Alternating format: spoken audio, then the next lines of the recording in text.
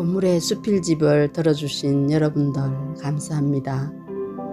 고물의 수필집도 어느덧 다 읽었습니다.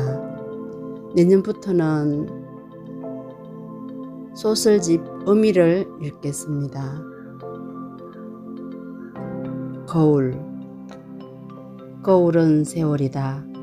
지난 내 삶을 고스란히 비춰주었고 지금도 비추고 있고 앞으로도 비출 그런 세월이다. 그런데 비추기만 하던 거울도 보지 않아야 할 때도 있다. 비추지 않고 더듬거리며 갈 수 있는 세월이 좀 더디게 흐를지는 모른다.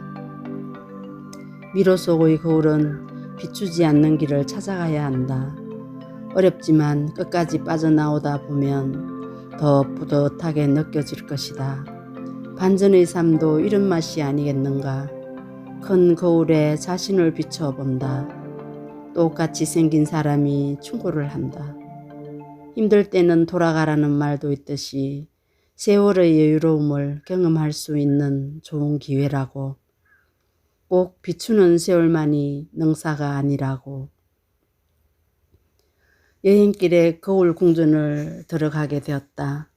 국내 최초 초정밀 전통 유럽 스타일의 거울 미로 여행이다. 들어가는 입구에 안내하는 사람이 비닐 장갑을 주고 끼고 들어가라고 했다. 맞은편에는 대형 거울이 서 있다. 큰 거울을 보면서 안의 거울 풍경이 궁금했다. 이번이 두 번째다. 처음 왔을 때 생각이 어렴풋이 나는데 그때는 특이하다는 생각을 못했다. 입구에서 보기만 하고 그냥 지나쳤다. 거울은 사물을 비춰주는 물건이다. 그런데 비치지 않는 곳을 더듬어 빠져나오는 곳으로 만들어져 있다. 첫 번째 입구로 들어갔다. 어두운 조명으로 사방은 거울이다. 이리 가도 거울에 부딪히고 저리 가도 부딪혔다. 들어가긴 갔지만 난감했다. 처음에는 정신이 하나도 없고 무서운 느낌만 들었다. 손으로 더듬어 보지만 손이 닿는 곳은 거울뿐이다. 그렇지만 내 모습이 비치지 않고 손이 닿지 않는 부분으로 빠져나가야만 했다. 어려웠지만 첫 코스는 그런 대로 더듬어서 빠져나오고 보니 재미가 솔솔했다.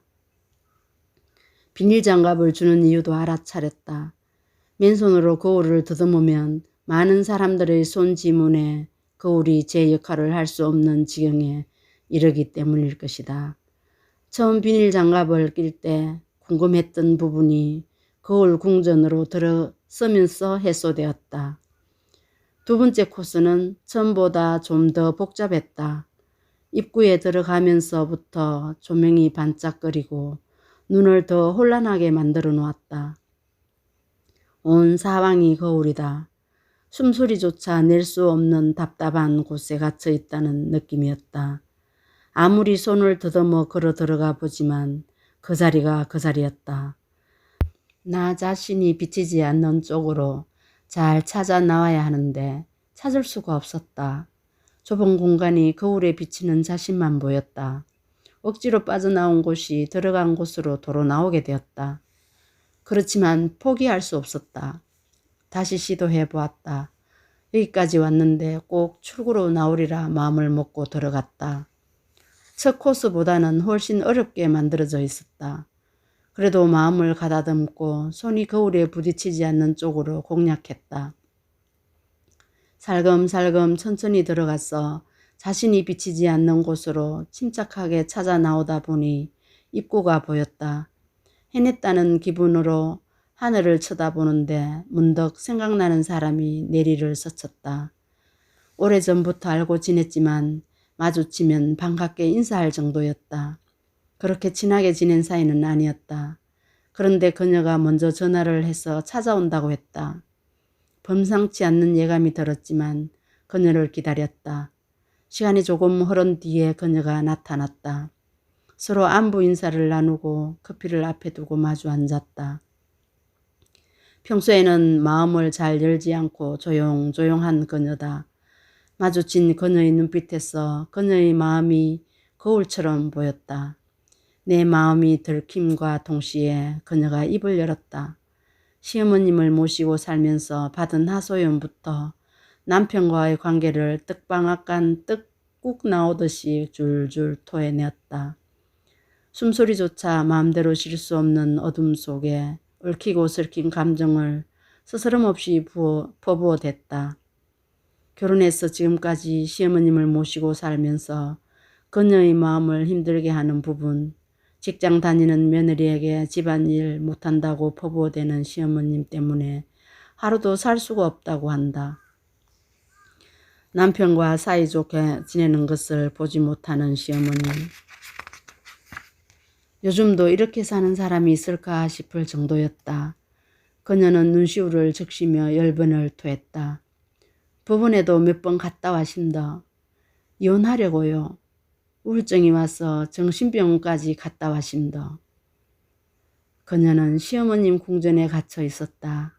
시어머님 때문에 남편과도 사이가 벌어졌다는 그녀. 아직도 남편을 사랑하기 때문에 이혼을 할 수가 없다고 하소연을 했다.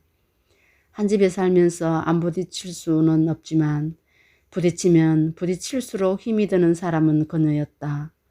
거울 궁전 미로에도 자신을 비추거나 부딪히면 그럴수록 빠져나가지 못한다. 그녀도 흡사 미로 속과 닮았다. 비치지 않는 곳을 손으로 더듬어 나오면 편안한 미로 속을 빠져나올 수 있을 텐데 나는 시어머님 궁전에서 빠져나오는 것이 제일 빠른 길이라고 충고했다. 허공을 향해 두 주먹을 가슴을 치며 통곡하고 싶은 모양이다. 지금까지 흐트러진 모습 보이지 않으려고 안존한 여자의 품위를 지켜온 그녀다. 거울을 보며 비 맞은 나뭇잎처럼 힘겹게 일렁이고 있는 모습에 내 마음도 일렁이고 있다. 지금까지는 시어머님 궁전에서 계속 비춰보며 부딪히고를 반복했다면 이제부터는 되돌아보지 말고 비춰보지도 말고 더듬거리더라도 그냥 앞으로만 나왔으면 하는 나의 바람이었다. 영양이 빠져나간 마른 풀잎처럼 바스락거리는 그녀의 얼굴에 삶의 무게가 보인다. 벽에 걸린 거울에 비친 자신의 모습이 영원히 비치지 않기를 바랄지도 모른다. 누구나 불우한 현실에서는 탈출을 꿈꾸는 모양이다. 힘주어 밀지 않아도 그녀에게 아늑한 힘이 되어주고 싶다. 상대의 마음을 돌리기보다 자신의 마음을 추슬려서 불안과 쓰라림을 온해처럼 벗어던지고 거울에 비치지 않는 것이 현명한 판단이 아닐까 싶다. 시어머님 궁전의 모습이 거울에 비치지 않을 때이면 그녀는 인생의 고뇌를 접고 안도의 한숨을 내쉴 것이다. 지금도 시어머님 궁전에서 빠져나오는 그 미로의 길이 힘들고 험난하겠지만 오히려 거울을 보지 않고 걷는 길의 의미를 안다면 삶은 더 편안해질 것이다. 힘든 과정을 헤치고 나오면 더 좋은 큰 거울이 기다리고 있다. 무슨 일이든 시행착오는 있기 마련이지만 무사히 거울 궁전을 빠져나와 대형 거울 앞에 나를 비추어 본다. 입구에 들어가는 거울, 출구에 빠져나오는 거울, 두 개의 대형 거울이 우리의 삶에 주는 의미가 무엇일까? 큰 것만 보고 단순하게 살아가는 뜻일지도. 끝없는 세월의 방황 속에서 수많은 거울을 모두 보게 되면 빠져나오는데 많은 시간이 걸릴 것이다. 복잡한 세상, 간단하게 사는 방법은 오히려 해야 할 것을 하지 않는 것, 봐야 할 것을 보지 않는 것, 가져야 할 것을 갖지 않는 것일지도 모른다. 바람이 그늘을 돌돌 말아가듯 반전한 삶의 태양이 비친다.